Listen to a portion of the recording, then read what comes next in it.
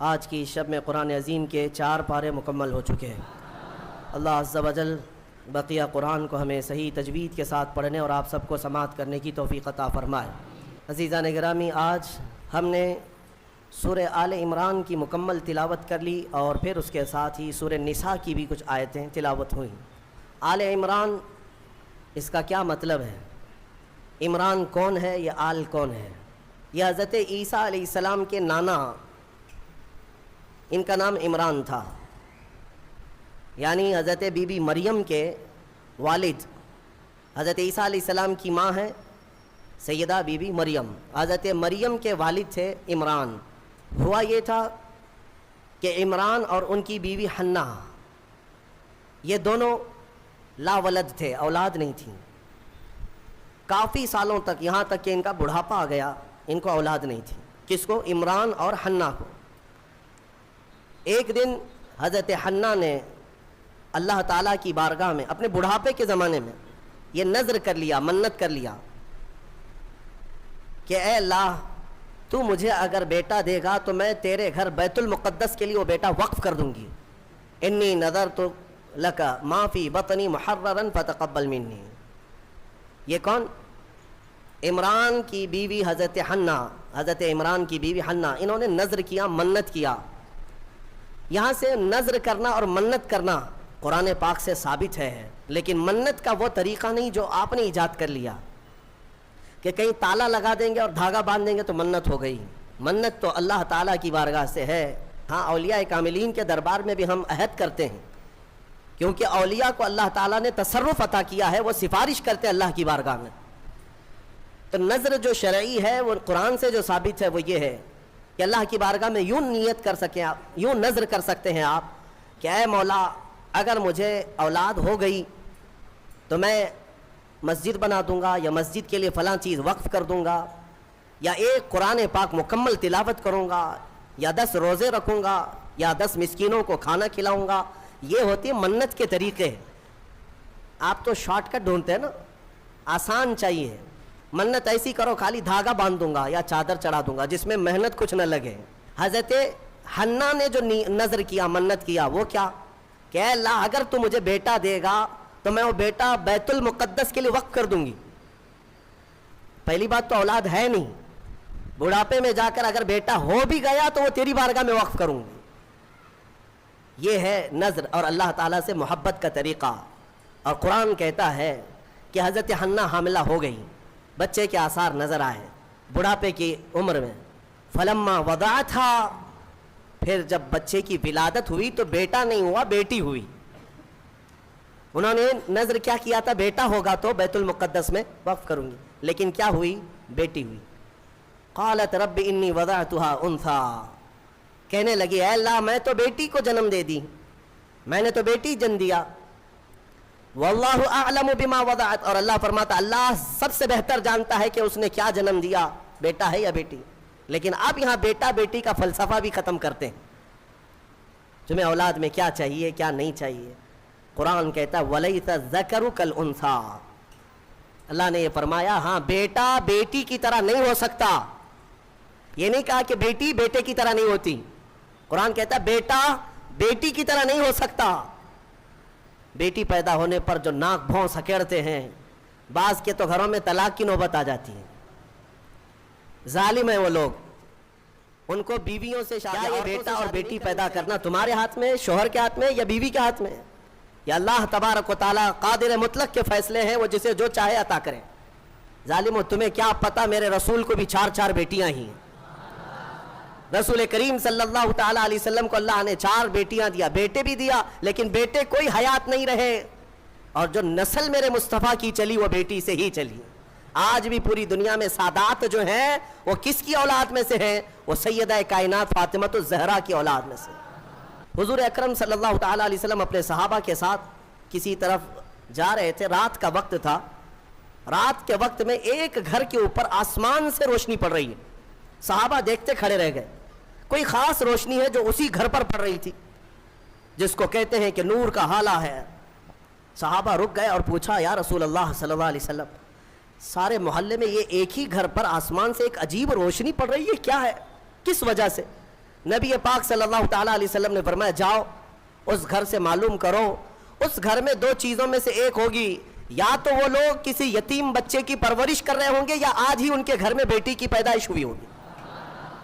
صحابہ کہتے ہیں ہم گھر گئے، وہی روشنی والے گھر، جا کر کے پوچھا آج تمہارے گھر میں کوئی نئی خبر ہے؟ تو گھر والوں نے کہا اللہ نے آج ہمیں بیٹی عطا کیا۔ میرے عزیزو، ہمارے ہاں پہلے پرانے لوگ کہا کرتے تھے پہلی بیٹی گھی کی روٹی ہے اور برکت والی ہوتی ہے۔ جو لوگ جہالت کی رسموں کو اپنے ہاں پنپنے دیتے ہیں، میں سمجھتا ہوں کہ وہ مسلمان معاشرہ نہیں ہے، یہ غیروں سے لیا ہوا معاشرہ ہے، یہ عرب کی جاہلیت ہے جو بیٹی پیدا ہونے پر زندہ دفن کرتے تھے۔ میرے مصطفیٰ کریم صلی اللہ علیہ وسلم کی حدیث ہے کہ اللہ نے جس کو دو بیٹیاں دی، آپ نے برسر اعلان یہ فرمایا اللہ نے جس کو دو بیٹیاں دی اور اس نے پرورش کر کے اچھی اور اس کا نکاح کر دیا، حضور فرماتے میری شفاعت اس پر واجب ہے، میں اسے جنت میں لے جانے کی ضمانت دیتا ہوں۔ ایک صحابی آئے کہا یا رسول اللہ ایک ہی بیٹی ہے میرے پاس، آپ نے دو بیٹیاں جس کی ہے اس کے لیے فضیلت بیان کی، میرے پاس تو ایک ہی بیٹی ہے۔ حضور اکرم صلی اللہ علیہ وسلم نے فرمایا جا ایک بیٹی کی بھی پرورش کرے اس کے لیے بھی جنت ہے۔ تو یہ ہمارے مذہب میں ہماری شریعت میں بیٹا بیٹی کا یہ فلسفہ نہیں، اللہ تبارک و تعالیٰ کی طرف سے جو ملا وہ انعام ہے۔ اب میں بات جو عرض کر رہا ہوں آل عمران میں جو مسئلہ آیا ہے وہ حضرت حنہ کو کیا ہو گئی، بیٹی پیدا ہو گئی۔ وہ بیٹی کون؟ وہ حضرت مریم۔ عمران اور حنہ ان کو اولاد نہیں تھی، نظر کیا بیٹا ہوگا تو وقف کریں گے بیت المقدس میں، لیکن بچے کی ولادت میں دیکھا کیا پیدا ہوئی، بیٹی پیدا ہوئی۔ بیٹی کا نام انہوں نے رکھا مریم، اور پھر اللہ تعالیٰ کی بارگاہ میں اس کے لیے دعائیں بھی کی کہ اے اللہ اس کو شیطان رجیم سے ہمیشہ محفوظ رکھ۔ پھر وہ چھوٹی سی بچی کو لے کر کے یہ دونوں ماں باپ بیت المقدس میں آئے، مسجد اقصیٰ میں آئے۔ بیت المقدس مسجد اقصیٰ آج بھی فلسطین میں ہے، جس کو ہم قبلہ اول کہتے ہیں۔ وہاں پر حضرت زکریا علیہ السلام اللہ کے نبی امام تھے اور پوری بیت المقدس کے متولی بھی تھے، تمام چیزیں انہی کے سپرد ہوا کرتی۔ حضرت زکریا علیہ السلام کے ہاں لا کر کے انہوں نے دے دیا، کہا ہماری ایسی ایسی منت تھی، نظر تھی، اللہ تعالیٰ نے ہمیں بیٹی دیا اور ہم بیت المقدس میں وقف کرنے کے لیے لائے ہیں۔ حضرت زکریا علیہ السلام نے بیٹی کو لے لیا۔ اب میں آپ کو بتاؤں زکریا علیہ السلام کی عمر بھی کافی ہو چکی تھی، بال سفید ہو چکے تھے اور ان کو بھی اولاد نہیں تھی، زکریا علیہ السلام کو بھی اولاد نہیں تھی، بڑھاپا ان کا بھی تھا۔ آپ نے بیٹی کو گود لے لیا اور بیت المقدس میں رکھ دیا۔ بی بی مریم کی پرورش اللہ کے گھر میں ہو رہی ہے، ایک محراب خاص کر دیا گیا بی بی مریم کی تربیت کے لیے۔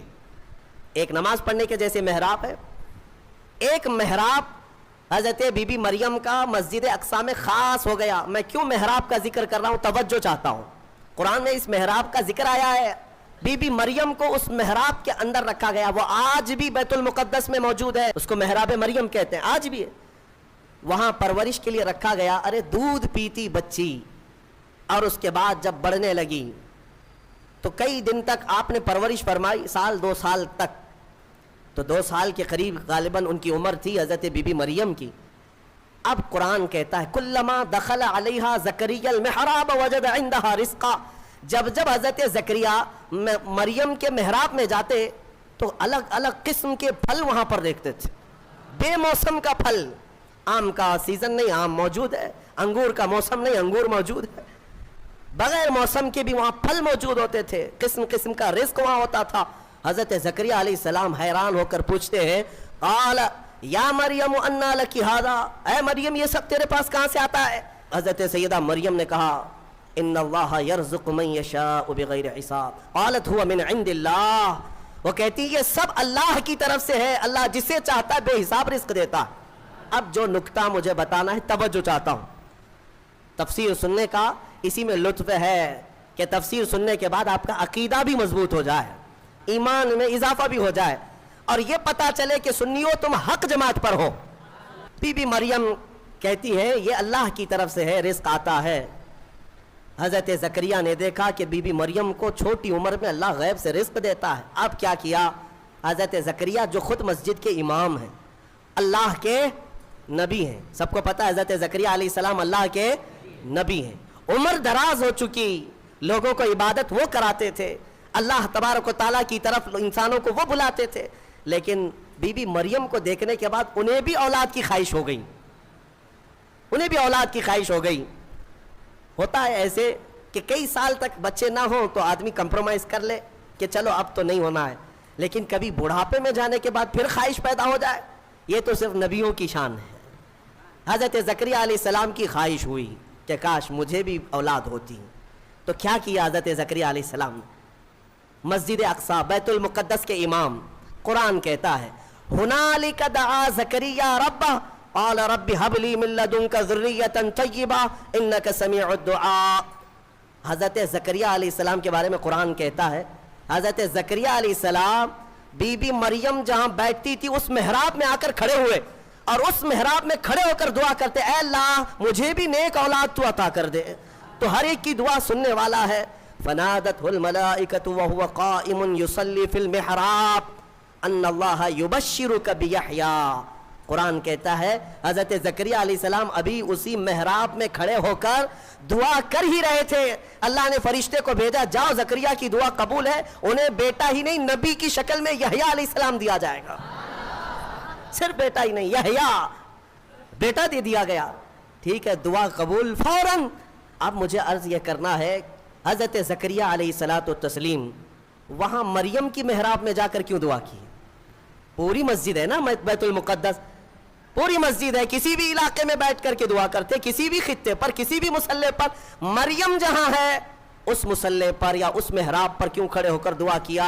یہی سنیو تمہیں عقیدہ میں بتانا چاہتا ہوں۔ اجمیر میں جا کر دعا کرنے کے لیے اعلیٰ حضرت فاضل بریلوی رضی اللہ تعالیٰ عنہ نے فتاوی رضویہ شریف میں لکھا ہے ہندوستان میں اگر کچھ علاقے ہیں جہاں پر دعائیں تیز قبول ہوتی ہیں تو ان میں ایک جگہ ہے خواجہ اجمیری غریب نواز کا دربار، اعلیٰ حضرت نے لکھا ہے۔ میرے عزیزوں کیوں؟ یہ قرآن سے ثابت ہے۔ لوگ یہی کہتے ہیں نا اولیاء کے دربار میں جا کر کے پکارتے ہو، کیا مسجد میں نہیں پکارے؟ زکریا علیہ السلام سے کہو، وہ خود مسجد کے امام تھے، مصلی پر اپنے بیٹھ کر کے دعا کرتے۔ نہیں، نبی نے بھی یہ سکھایا کہ اللہ تبارک و تعالیٰ جسے پسند کرتا ہے اس جگہ کھڑے ہو کر دعا کرو گے تو اللہ دعا قبول فرماتا ہے۔ ہاں، اللہ تبارک و تعالیٰ کو یہ پسند ہے بے ان کے واسطے خدا کچھ عطا کرے۔ اب یہاں سے بریلی کے امام کہتے ہیں جو حضور پاک صلی اللہ تعالیٰ علیہ وسلم کے وسیلے کے منکر ہیں، ان سے بھی کہتا ہوں بے ان کے واسطے خدا کچھ عطا کرے، ہاشا، غلط، یہ ہوس بے بصر کی ہے۔ ہاں، تم خام خیالی میں ہو حضور کو چھوڑ کر کے تمہیں کچھ مل جائے۔ قرآن نے بھی تمہیں یہی کہا ہے، محبوبوں کے دربار میں کھڑے ہو کر دعا کرو گے تو اللہ وہ دعائیں قبول فرماتا ہے۔ میرے عزیزو، یہاں پر ایک اور بات میں عرض کرتا ہوں، ابھی یہ تفسیر آئی نہیں ہے لیکن وقت سے پہلے میں موضوع سے متعلق ہے اس لیے عرض کرتا ہوں۔ موضوع سے متعلق ہے اس لیے کہ حضرت موسیٰ علیہ الصلاۃ والتسلیم کا وہ واقعہ یاد کریں جب فرعون کا لشکر پیچھا کرنے لگا موسیٰ علیہ السلام کی جماعت کا۔ آپ مومنین کی جماعت کو لے کر چل پڑے، سامنے سمندر، پیچھے 1,00,000 کے قریب فرعون کا لشکر، کدھر جائیں؟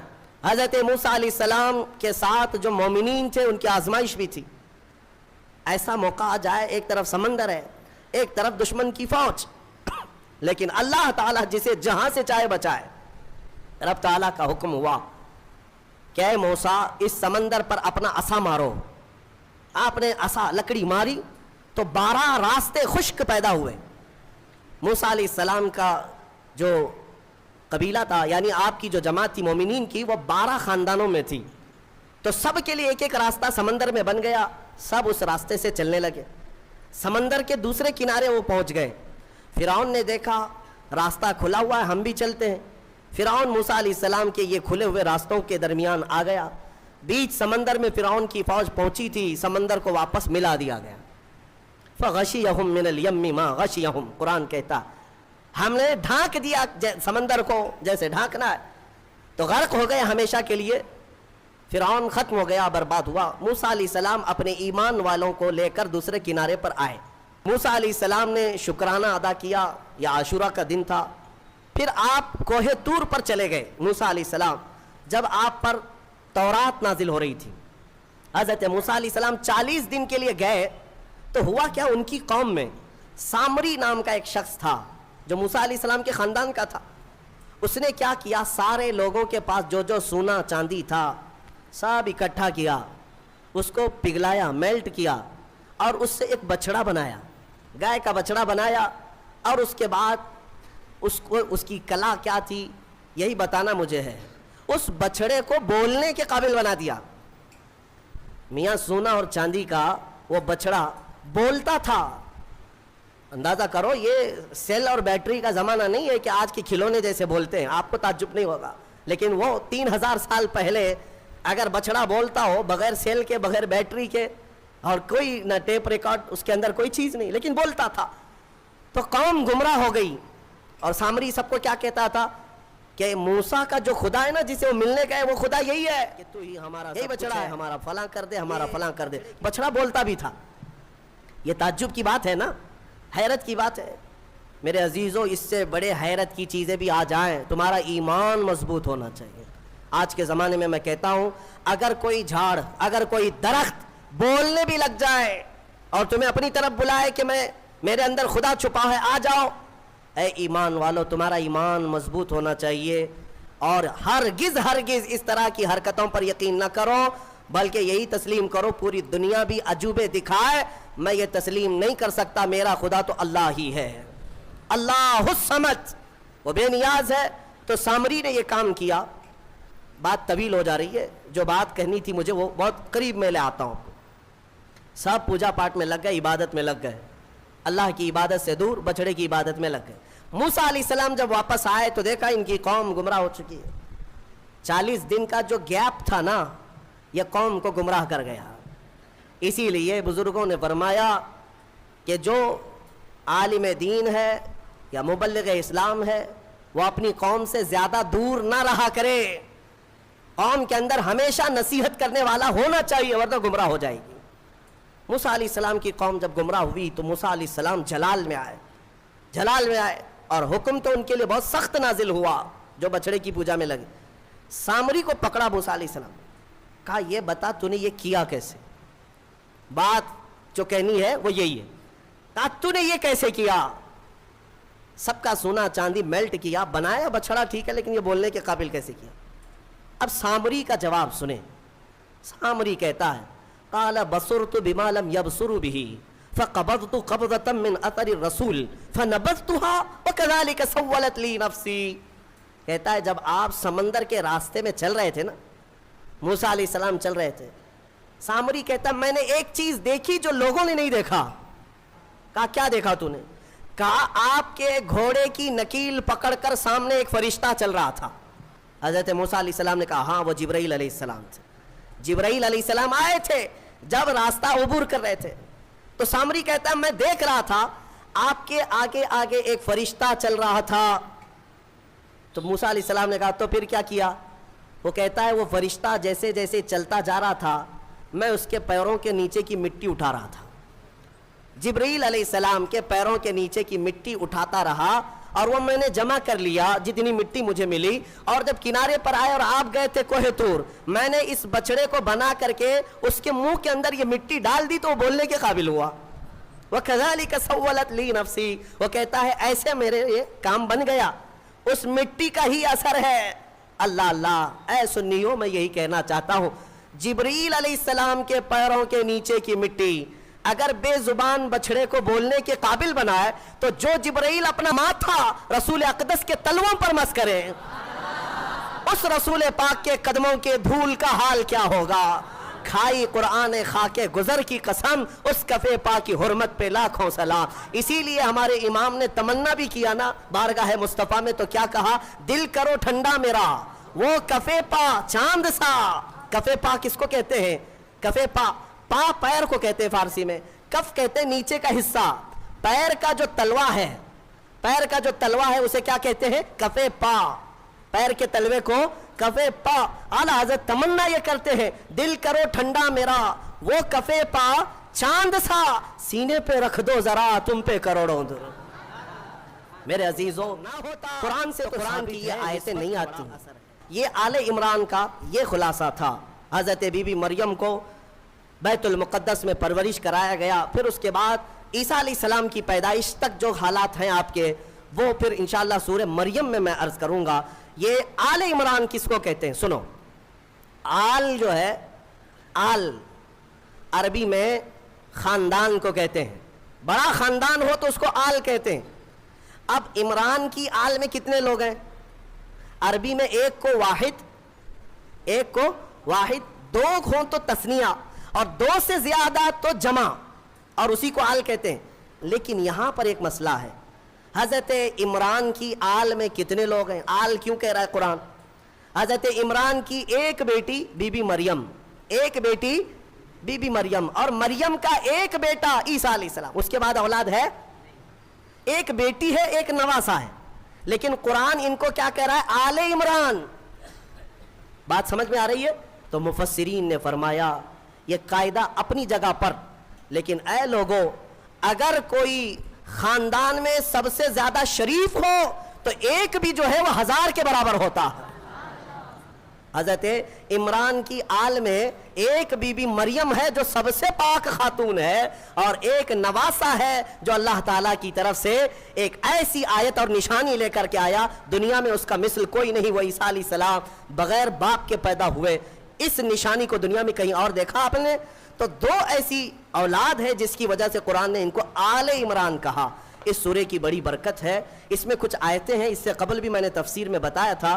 آیت نمبر میں آپ کے سامنے ذکر کر دیتا ہوں تاکہ اس کے فوائد معلوم ہو. جب کبھی آپ کی گھر میں عورتیں حاملہ ہوں یا بچے کی ولادت کے اوقات آ جائیں تو ان آیتوں کی تلاوت جاری رکھیں، نیک و صالح اولاد پیدا ہوگی. یہ سورہ آل عمران کی جو آیتیں ہیں. اور دو آیتیں ایسی بھی میں آپ کو بتا دیتا ہوں. مفسر شہیر حکیم الامت نے فرمایا اگر کوئی قرض کے بوجھ سے پریشان ہے اور تنگ دستی کا شکار ہے، مال میں کمی، اسباب میں کمی، روزگار نہیں، یا اس پر بوجھ ہے مال کا، تو اس کے لیے فرمایا دو آیتیں. یا پھر کسی حاکم سے ڈر لگتا ہے، حاکم سے ڈر لگتا ہے اور کسی کے پکڑنے کا خوف لگتا ہے، لیکن تم صاف ہو. یہ دو آیتیں اگر عشاء کی نماز کی آخری 2 رکعت نفل میں 5 مرتبہ پڑھو گے تو اللہ ساری محتاجی دور فرمائے گا. یہ میرے تجربے کی بات بتا رہا ہوں.